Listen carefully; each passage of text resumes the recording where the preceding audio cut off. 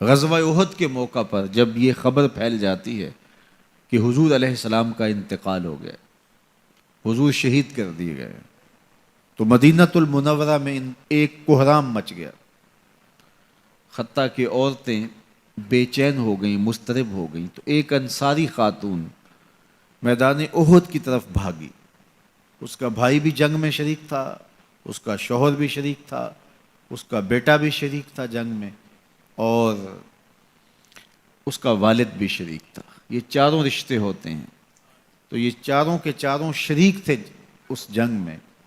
تو جب یہ خبر پھیلی کہ حضور شہید کر دیے گئے ہیں، تو اس حالت کے اندر وہ عجیب اضطراب کے عالم میں دوڑتی ہوئی احد کے مقام پہ پہنچتی ہے، تو راستے کے اندر اس کے بھائی کی لاش پڑی تھی، اس کے باپ کی لاش پڑی تھی، اس کے شوہر کی لاش پڑی تھی، اس کے بیٹے کی لاش پڑی تھی، اور وہ چاروں لاشوں کے قریب سے گزر گئی اور وہ پہچان بھی نہیں پائی۔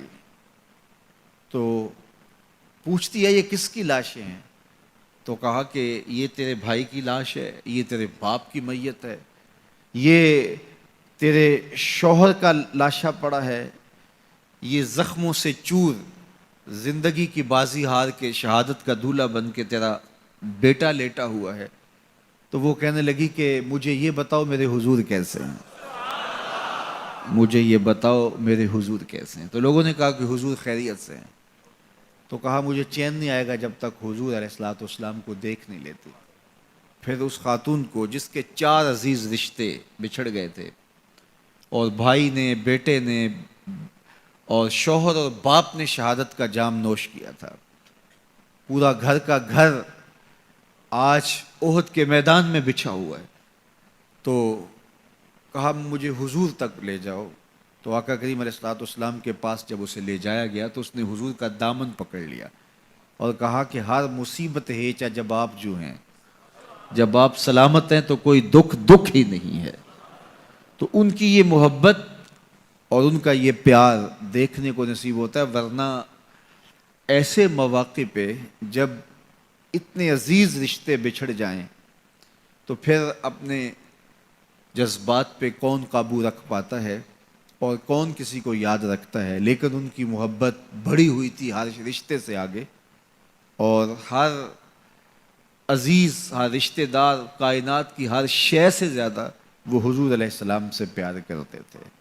نہ انہیں مال کی غرض تھی۔ حضور حکم کرتے ہیں تو ابو بکر صدیق رضی اللہ تعالیٰ عنہ سارا مال حضور کے قدموں میں ڈھیر کر دیتے ہیں، اولادیں حضور کے راہوں میں، حضور کے رستوں میں قربان کر دیتے ہیں، اور ہر دکھ جھیل کر کے بھی حضور علیہ السلام کی خیریت انہیں مطلوب ہے۔ اس کے لیے جو بھی قربانی دینا پڑے وہ اس کے لیے اپنے آپ کو آمادہ پاتے ہیں۔ تو یہ میرے حضور علیہ السلام کا پیار تھا، یہ حضور کی محبت تھی جو جیتے جاگتے انسانوں کے سینوں کے اندر موجود تھی۔ جیتے جاگتے انسان تو کسی سے پیار کرتے ہی کرتے ہیں، لیکن کائنات نے یہ منظر نہیں دیکھا ہوگا کہ جانور بھی کسی سے پیار کریں۔ حضور علیہ السلام کے گھر میں ایک پرندہ تھا۔ امام احمد بن حنبل نے اپنی مسند میں لکھا ہے کہ حضور جب گھر پہ ہوتے تو ایک کونے میں بیٹھ کے حضور کو تکتا رہتا، اور جب حضور گھر سے باہر تشریف لے جاتے تو مضطرب ہو جاتا، کبھی چھت پہ، کبھی دیوار پہ، کبھی کسی گوشے میں، کبھی کسی گوشے میں۔